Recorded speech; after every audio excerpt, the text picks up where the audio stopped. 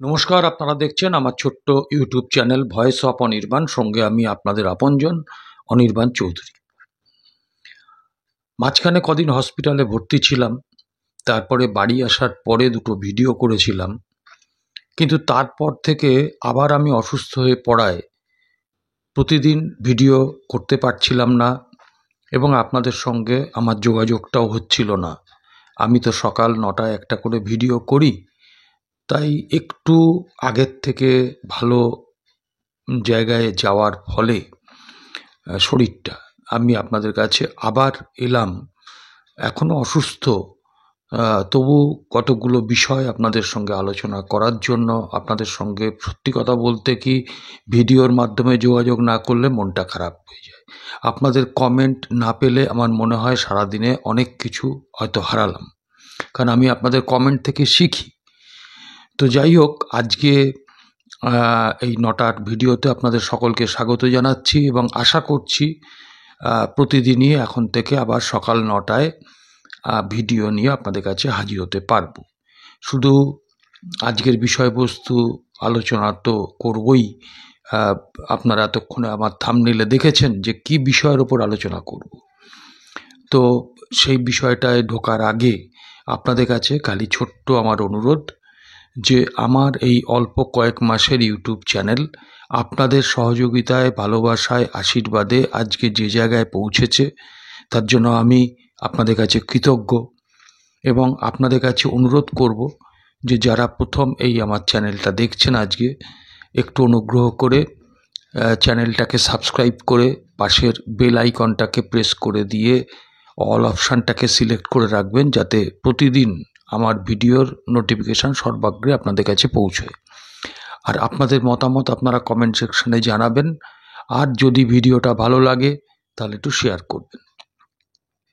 দেখুন, মানে সত্যি কথা বলতে কি, এই বিষয়টা নিয়ে কথা বলতে আসতেই হলো।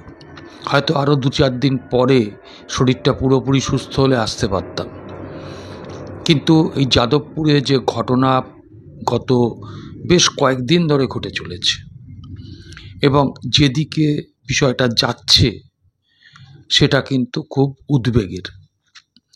বিশেষ করে আমি এক্ষেত্রে বলবো যে ওই ইউনিভার্সিটি, বিশ্বের অন্যতম সেরা ইউনিভার্সিটি, একটা মেধার কারখানা বলা যেতে পারে। তো সেখানে এই ধরনের ঘটনা সত্যি খুব দুর্ভাগ্যজনক। আসলে আমি বিস্তারিত কি ঘটেছিল তার মধ্যে যাচ্ছি না, কারণ এটা চর্বিত চর্বণ হবে। দাবি তো একটাই ছিল ছাত্রদের, যে শিক্ষামন্ত্রীর সঙ্গে দেখা করবেন এবং তারা ওই একটা এই স্মারকলিপি দেবেন যে কলেজ নির্বাচনটা করতে হবে। কারণ 17 সালের পর থেকে কলেজ নির্বাচন পশ্চিমবঙ্গে স্থগিত রয়েছে। কলেজে কলেজে অছাত্রদের ভিড়, সেখানে বিভিন্ন যে টাকা আসে ছাত্রদের কল্যাণের জন্য, উন্নয়নের জন্য, তাদের ফেস্টের জন্য, পুজোর জন্য, রিক্রিয়েশনের জন্য, সমস্ত টাকা ওই ছাত্র নামধারী কিছু অছাত্র, যাদের ছেলেরাও হয়তো খুঁজলে দেখা যাবে কোনো না কোনো কলেজ ইউনিভার্সিটিতে পড়ছে, তারা সেখানে এই টাকাটা লুট করার জন্য ওই পাঁচিলে বসে থাকা বিড়ালের মতন ঘাপটি মেরে রয়েছে এবং সেখানে তারা অন্য কারুকে ঢুকতে দেবে না। তো স্বাভাবিকভাবেই নির্বাচন হলে তারা জিতবে না এটা বুঝতে পেরেই কলেজ নির্বাচনটা কিছুতেই হতে দিচ্ছেন না। আর আমাদের পশ্চিমবঙ্গের মুখ্যমন্ত্রী পুরো বিষয়টাকে অনেক আগে বুঝে নিয়েই কলেজ নির্বাচনটাকে বন্ধ করে দিয়েছেন। একটা গণতান্ত্রিক পরিবেশ কিভাবে নষ্ট করতে হয় আমাদের মুখ্যমন্ত্রীর থেকে বেশি বোধহয় কেউ জানে না। এবং দেখুন, আমি আজকের এই ভিডিওতে শুধু আলোচনা করব এটাই, যে পুলিশের ভূমিকা। হ্যাঁ, আবারও বলছি, আমি পুলিশের ভূমিকা নিয়ে আলোচনা করব। যে দেখুন, আমার পরিবারেও অনেক ব্যক্তি আছেন যারা পুলিশে কাজ করতেন বা করছেন। আপনারা যারা আমার দর্শক, সেই সম্মানীয় দর্শকদেরও হয়তো কেউ পুলিশ কিংবা তাদের পরিবারের কেউ পুলিশের সঙ্গে যুক্ত হতেই পারে। পুলিশ মানেই খারাপ তা নয়। আমি মনে করি যে কলকাতা এবং রাজ্য পুলিশ তাদের 90% হচ্ছেন এফিশিয়েন্ট।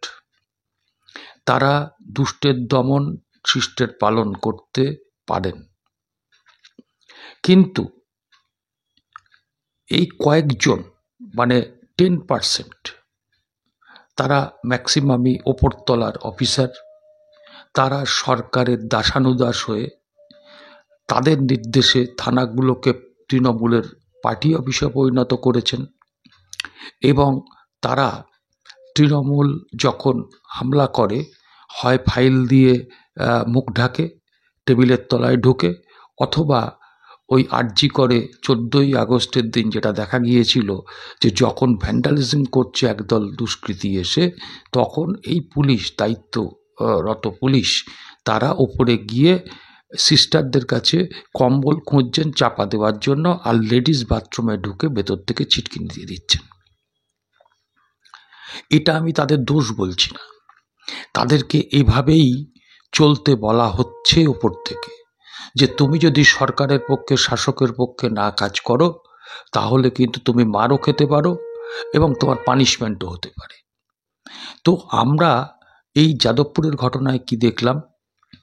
দেখুন, এই যে ইন্দ্রানুজ রায়, যে নাকি আপনার আহত হলো, যার চোখে 14টা সেলাই পড়েছে এবং এখনও সে হসপিটালাইজড, তো আজকে ইন্দ্রানুজ রায়ের নামে 12টা মামলা হয়েছে।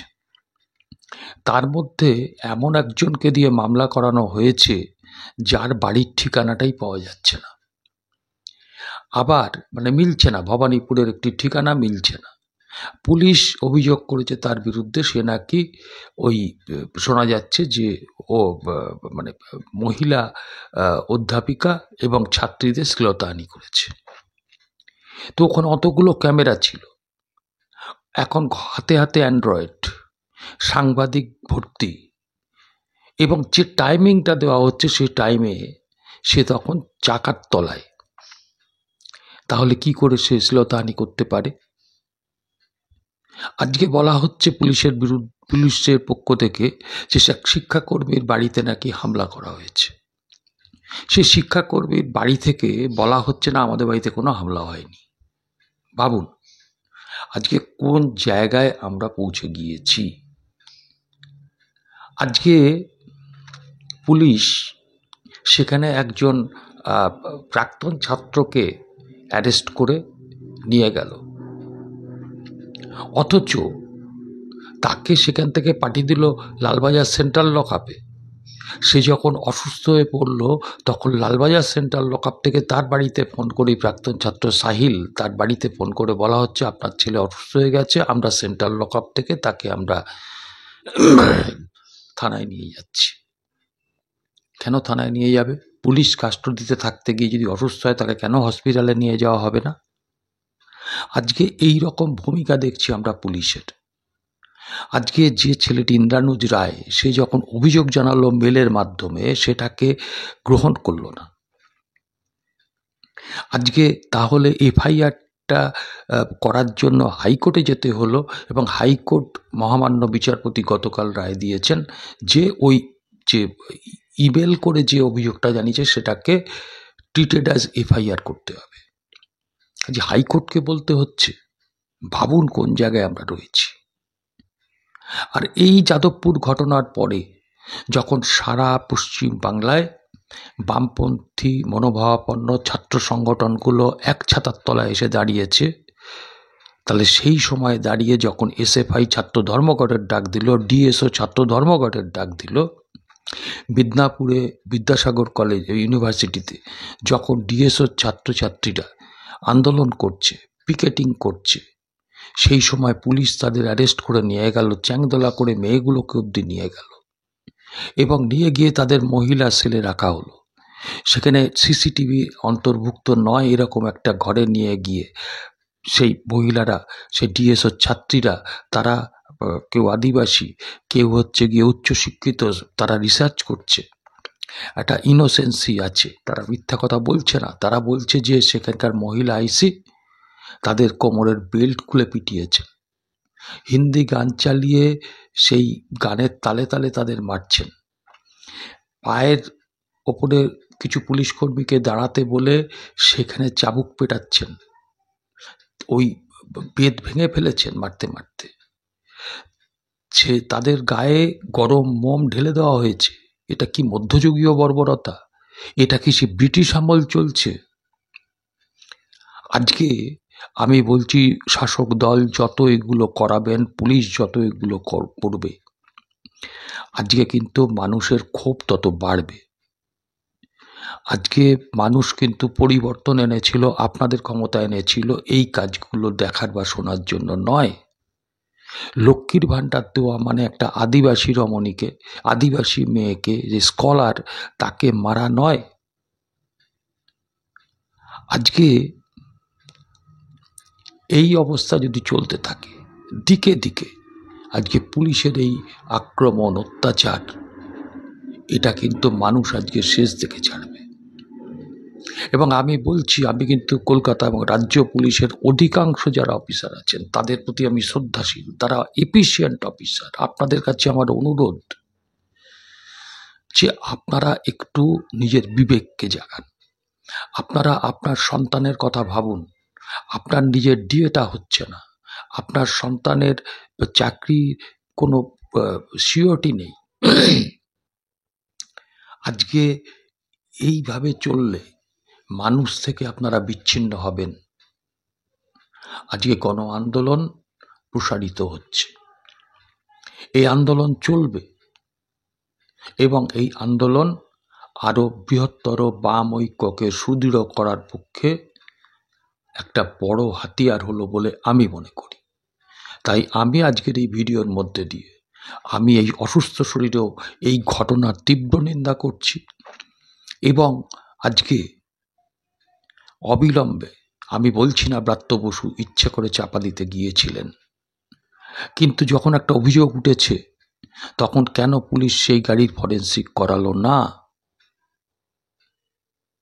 আজকে দলদাসের কাজ করবেন না।